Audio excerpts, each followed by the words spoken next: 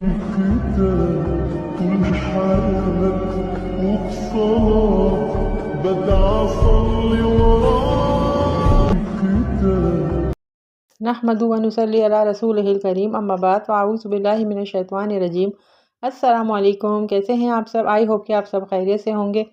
آج جو میں آپ کو جس ٹاپک پہ آج میں نے ویڈیو بنائی ہے نا، وہ بڑا ہی دل خراش واقعہ ہے جو کہ کراچی کے اندر پیش آیا ہے۔ یہ واقعہ ایک 23 سالہ نوجوان مصطفیٰ عامر کا ہے جو BBA کے لاسٹ سیمسٹر کا اسٹوڈنٹ تھا، اور اس کا باپ کسٹم آفیسر ہے اور ماں باپ کی طرف سے اسے ہر طرح کی آزادی ملی ہوئی تھی۔ اسی مصطفیٰ کا ڈیفنس کے رہائشی 30 سالہ ارمغان نے انتہائی بے رحمی سے تشدد کے بعد قتل کر دیا تھا۔ پہلے اسے گھر بلایا، پھر لوہے کے راڈ مار مار کر اس کے جسم کی ساری ہڈیاں توڑ ڈالی۔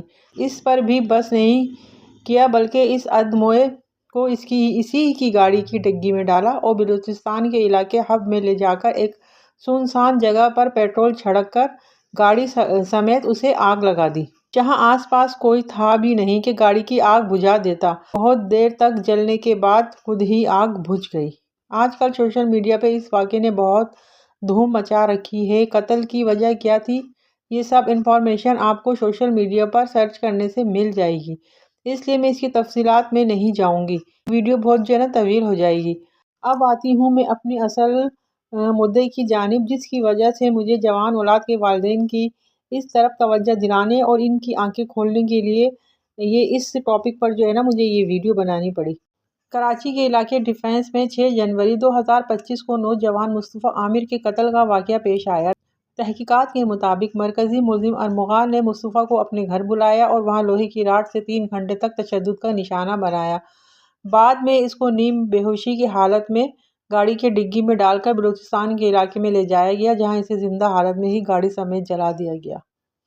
مزید تفتیش میں تو یہ بات بھی سامنے آئی ہے کہ ارمغان اور مصطفیٰ کے درمیان ایک لڑکی کے معاملے پر تنازع تھا، واللہ عالم، جو اس واقعے کا سبب بنا۔ ملزمان شیراز کے مطابق ارمغان نے مصطفیٰ کو بہانے سے گھر بلایا اور تشدد کے بعد اسے زندہ جلا دیا۔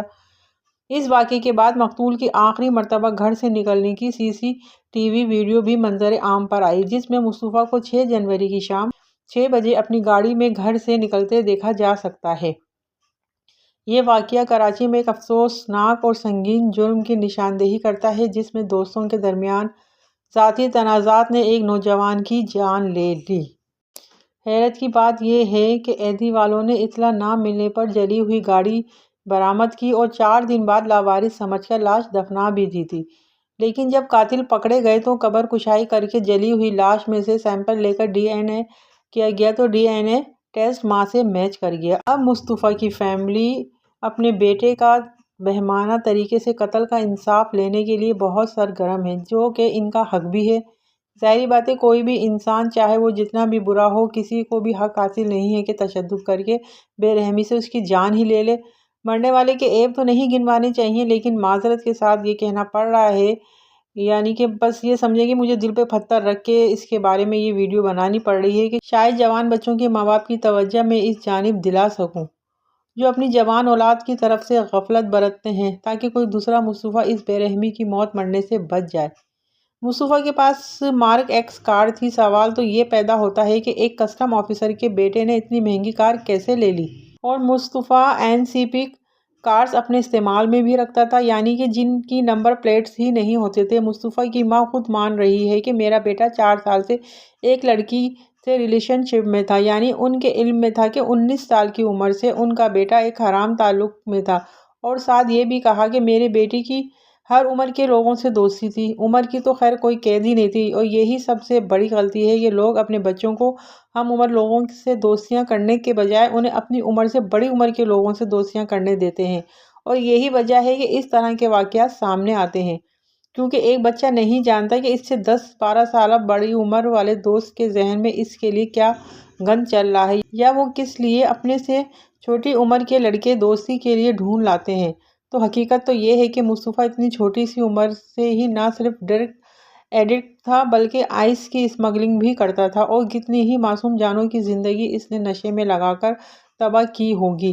ابھی کچھ ٹائم پہلے ہی وہ اینٹی نارکوٹکس فورس کی کسٹڈی سے سزا بھگت کر باہر آیا ہے، اور ارمغان اس سے آئس خریدتا تھا۔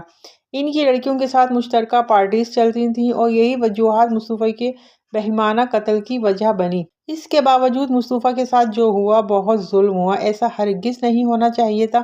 لیکن میرا سوال مصطفیٰ کے ماں باپ سے اتنا ہے کہ وہ اس وقت کہاں تھے جب اتنا پیسہ مصطفیٰ کے پاس آ رہا تھا؟ اس سارے ٹائم پر اپنے بچے پر والدین نے نظر کیوں نہیں رکھی؟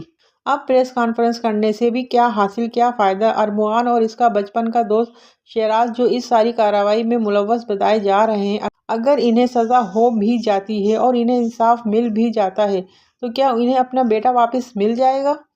یا انہوں نے اپنی اولاد کی تربیت اور اس کے معاملے میں غفلت برتی، اس بارے میں ان سے آخرت میں باز پرس نہیں کی جائے گی؟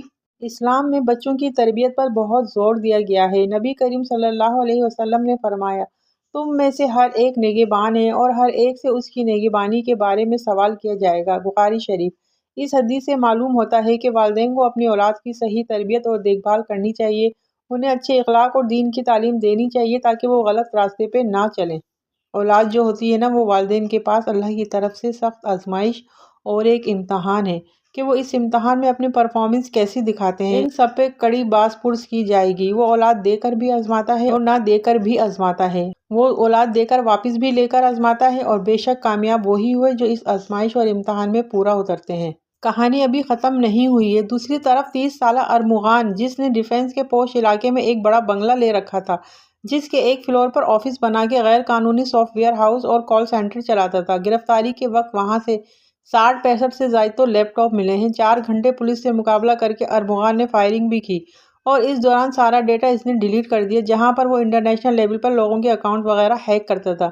جن فیملیز کو اپنے آفس میں ساتھ رکھا ہوا تھا ان سے ہراسمنٹ کر کے غلط کام بھی کرواتا رہا ہے، اور کچھ بعید نہیں کہ ان کی برہنہ ویڈیوز ڈارک ویب سائٹ پر بھی ڈالی گئی ہوں۔ دوسرے فلور پر ڈسکو بنا رکھا تھا جہاں شراب، آئس اور ہر قسم کے نشے میں ناچ گانا چلتا تھا، اور تیسرے فلور پر اس نے اپنی رہائش رکھی ہوئی تھی اور وہیں مصطفیٰ کو بلا کر اس پر تشدد کیا گیا تھا۔ اس سارے واقعے کے بعد اب ارمغان کا باپ کامران قریشی تامل فلموں کے کسی ویلن کی طرح چنگاڑتا ہوا کبھی عدالت، جیل تو کبھی پولیس اسٹیشن کے باہر اور کبھی کسی ٹی وی چینل کو انٹرویو دیتا ہوا نظر آ رہا ہے، جہاں اپنی پیسے اور طاقت کا روب جھاڑنے کے سوا اس کے پاس کچھ اور بات کرنے کو ہی نہیں۔ بیٹا فراڈ یا بدماش، زانی، نشئی اور قاتل، اور باپ کی اکڑ ہے کہ ختم ہونے کا نام نہیں لے رہی۔ ذرا ندامت کا کوئی ایک لفظ جو اس شخص کے منہ سے ادا ہوا ہو، یا پھر ذرا بھی ملامت کو چہرے پر دکھی ہو، کیونکہ وہ جانتا ہے کہ ہماری عدالتوں میں انصاف بکتا ہے۔ اسے یقین ہے کہ ہر بار کی طرح اس بار بھی پیسہ اور طاقت جیت جائے گی۔ اس واقعے میں ہم سب والدین کے لیے لمحہ فکریہ ہے